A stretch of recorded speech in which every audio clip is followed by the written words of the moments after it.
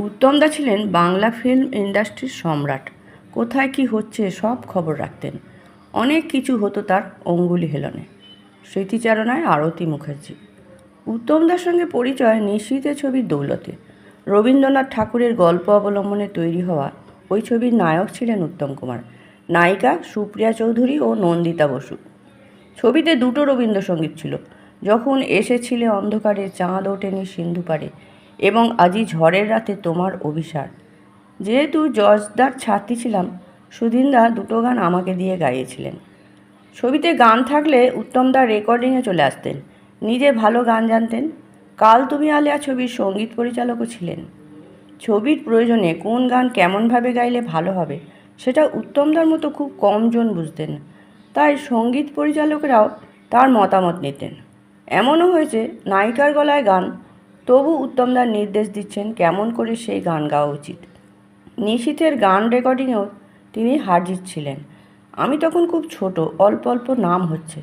রেকর্ডিংয়ে গিয়ে বসেছি। সুধীনদা নিজস্ব পদ্ধতিতে রেকর্ড করার তোড়জোড় করছিলেন। প্রথমে কর্ড চার্ট, সেই মতো অর্কেস্ট্রেশন। সুধীনদার মিউজিক অ্যারেঞ্জমেন্ট ছিল দেখার মতন। আজই ঝড়ের রাতে তোমার অভিসারের এফেক্ট এনেছিলেন পিয়ানোয়। সত্যি মনে হচ্ছিল স্টুডিওয় ঝড় উঠেছে। গানটা তাল ছাড়া গাইতে হয়েছিল, ব্যবহার করা হয়েছিল ছবির এক বিশেষ মুহূর্তে। সুধীনদা সেই অংশটুকু বুঝিয়ে দিয়েছিলেন। নায়কের স্ত্রী অসুস্থ, সবসময় স্বামীকে কাছে পেতে চাইছে। ওদিকে আরেকজনের সঙ্গে নায়কের সম্পর্ক গড়ে উঠেছে। দুই সম্পর্কের টানাপোড়েনে নায়ক দিশাহারা। কোন দিকে যাবেন, কি করবেন, গানের মধ্যে দিয়ে পরিস্থিতি সেই দ্বন্দ্ব ফুটিয়ে তুলতে হবে। যখন এসেছিলে অন্ধকারে ছিল নন্দিতা বসুর গলায়। সেই গান রেকর্ড করার আগে সুধীনদা এসে বললেন, তুমি গাও তো, দেখি মিউজিক্যালি কি করা যায়। গানটা একবার গাইলাম। এরপর সুধীনদা আবার এলেন, বললেন আর একবার গাও, উত্তমবাবুকে শোনাতে হবে। তখন শুরু হলো মূল রেকর্ডিং। সুধীনদার নির্দেশ মতো গাইতে লাগলাম। গাইতে গাইতে মনে হচ্ছিল গানটার সঙ্গে মিশে যাচ্ছি। বাকি বোধ কাজ করছিল না। উত্তম কুমার ঠায় শুনলেন সেই রেকর্ডিং। শেষ হওয়ার পর বললেন, সুধীনবাবু, কে বলে তিনি নেই? রবীন্দ্রনাথ আজও আমাদের সঙ্গে আছেন। ওই রেকর্ডিংয়ের পর গানটা উত্তমদার মনে গেঁথে গিয়েছিল। মাঝে মাঝে গুনগুন করতেন। তখনকার দিনে অর্গান বাজিয়ে গান গাওয়ার প্রচলন ছিল। উত্তমদা অনেক সময় অর্গান বাজিয়েও গাইতেন। বলতেন, গানটা শুনলে আমার শরীর মন অবশ হয়ে যায়। সুধীনদাও সায় দিয়ে বলতেন। তখন কাজে খুব পারফেকশন ছিল। কোনো রাগ নিয়ে গান তৈরি হলে সেই রাগের পারফেকশন গানে প্রতিফলিত হতো। এদিকে একটা নোট, ওদিকে একটা নোট করলে গণ্ডগোল হয়ে যায়।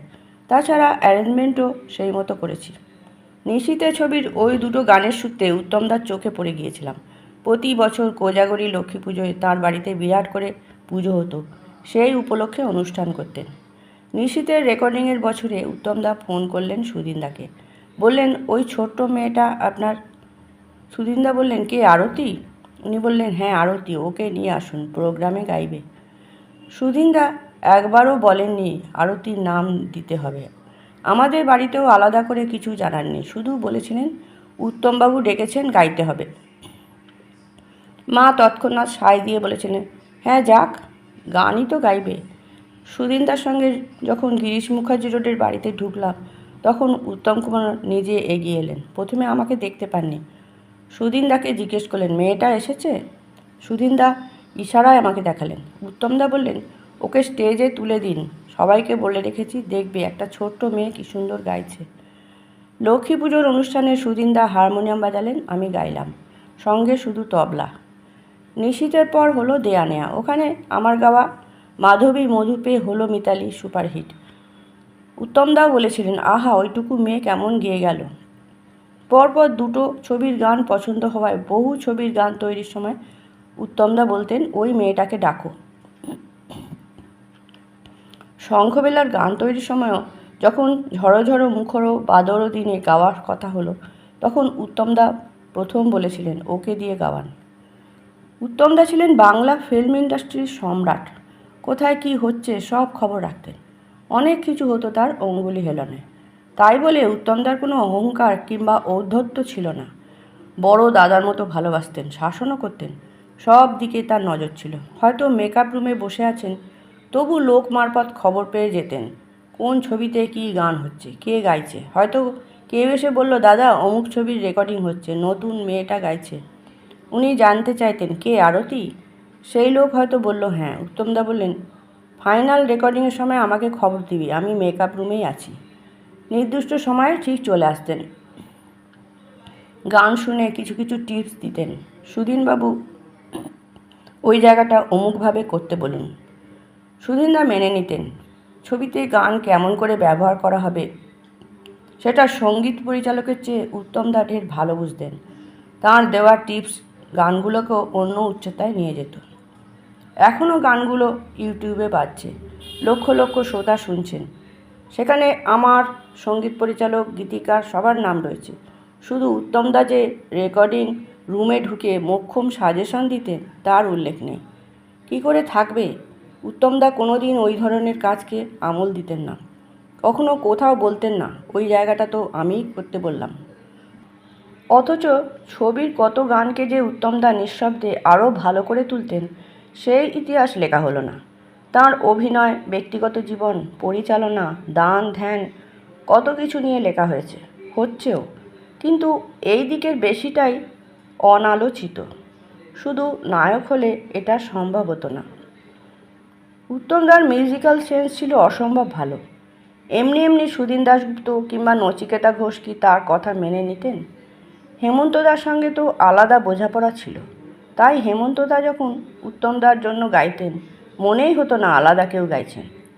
ছবির পাশাপাশি উত্তমদার গড়ে তোলা শিল্পী সংসদের অনুষ্ঠানেও গেয়েছি। তখন দুস্থ শিল্পীদের জন্য উত্তমদার নেতৃত্বে শিল্পী সংসদ অনেক অনুষ্ঠান করত। প্রচুর দর্শক আসতে টিকিটের হাহাকার পড়ে যেত। হবে না কেন? হেমন্তদা সন্ধ্যাদি থেকে শুরু করে বাকি শিল্পীরা গাইতেন। তাছাড়া উত্তমদা মঞ্চে অভিনয় করতেন, আবার গাইতেনও। আমার এক জনপ্রিয় গান আছে, এই মোম যোজনায়। গানটি কিন্তু আমার আগে উত্তমদা গেয়েছিলেন। শুধু তাই নয়, গানটা নচিদা তৈরি করেছিলেন উত্তমদার জন্যই। শিল্পী সংসদের অনুষ্ঠান হবে রবীন্দ্র সদনে।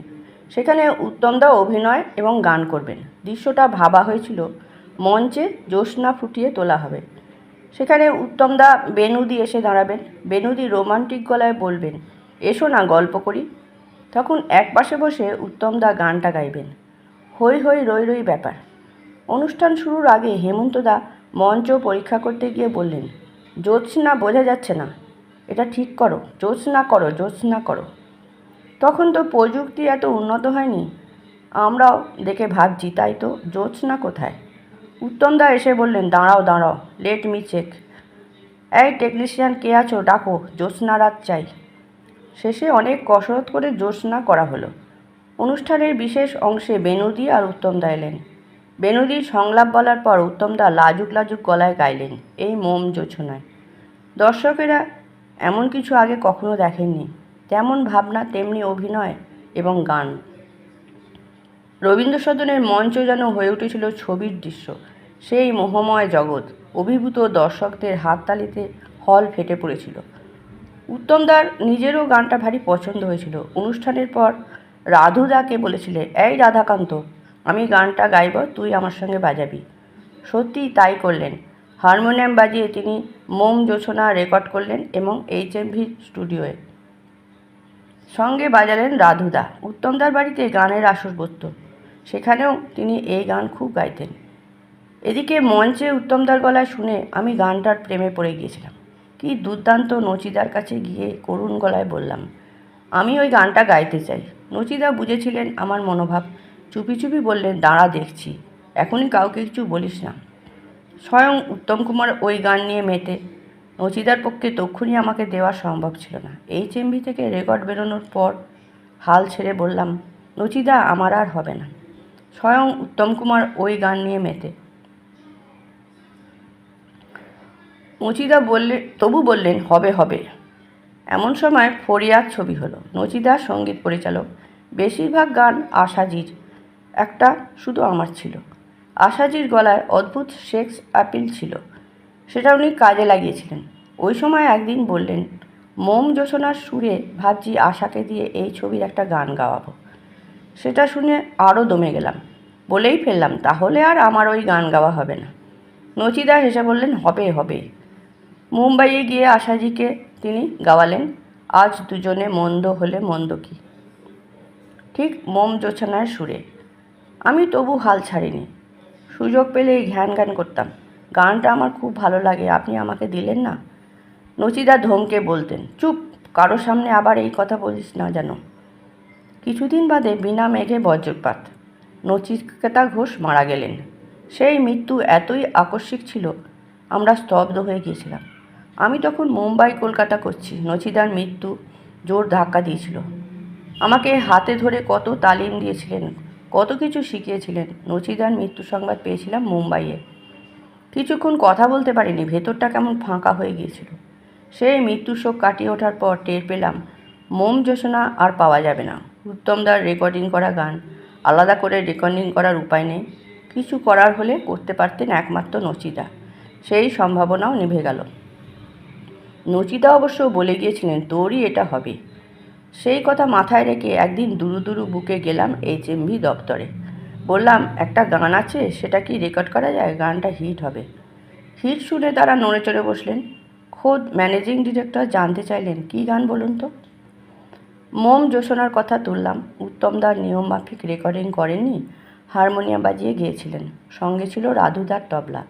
সেটা বাজারে এসেছিল ঠিকই, কিন্তু উত্তমদা গানকে পেশা করেননি, শখে গিয়েছিলেন। বিক্রি হচ্ছিল কি না হচ্ছিল সেটা নিয়ে মাথা ঘামাননি। নচিদার ছেলে খোকা, মানে সুপর্ণকান্তি ঘোষের কাছে ওই সুরের কপিরাইট। খোকার সঙ্গেও কথা বললাম, দাদা ওই গান আমাকে দেবেন বলেছিলেন। খোকা বলল, সে তো জানি তুমি গাইতে চাও। বললাম, হ্যাঁ রে, গানটা আমার মাথা থেকে যাচ্ছে না। খোকা বললেন, দাঁড়াও দেখছি, উত্তম কাকু আবার গেয়েছেন। পরে অবশ্য খোকা বলল, হ্যাঁ তুমি গাইতে পারবে। তখন HMVর মুম্বাই দপ্তরের প্রধান মিস্টার দুবের সঙ্গে যোগাযোগ করলাম। কাগজপত্র ঘেঁটে দেখা গেল উত্তমদা আলাদা কোনো চুক্তিপত্র করেননি, গানটা ভালোবেসে রেকর্ডিং করেছিলেন, তাই কপিরাইটে আটকাবে না। দুবে সাহেব রাজি হলেন ওই গান আমাকে দিতে। পঞ্চমদার সঙ্গে যে শিল্পীরা বাজাতেন তাদের নিয়ে ওই গান রেকর্ড করেছিলাম। 1978 সালের দুর্গাপুজোয় আমার গাওয়া মোম জোছনা বাজারে এলো এবং তৎক্ষণাৎ সুপারহিট হলো। এখনও বহু জায়গায় ওই গান বাজে, ইউটিউবে লক্ষ লক্ষ ভিউ। গান যখন রমরম করে বাজছে, তখন একদিন উত্তমদার সঙ্গে দেখা। বললেন, তুই গানটা গেয়েছিস, ভালো করেছিস, খুব ভালো হয়েছে। এইখানেই উত্তম কুমার, তিনি তো বাধা দিতে পারতেন, কিংবা বলতে পারতেন, ওটা তো আমার গাওয়া গান, তুই কেন গাইলি। সেসব তো করেননি, উপরন্তু আমাকে উৎসাহ দিয়েছিলেন। তাই উত্তমদার কথা বলতে গেলে ফুরোবে না, এমন মানুষ জীবনে বিশেষ আমি দেখিনি।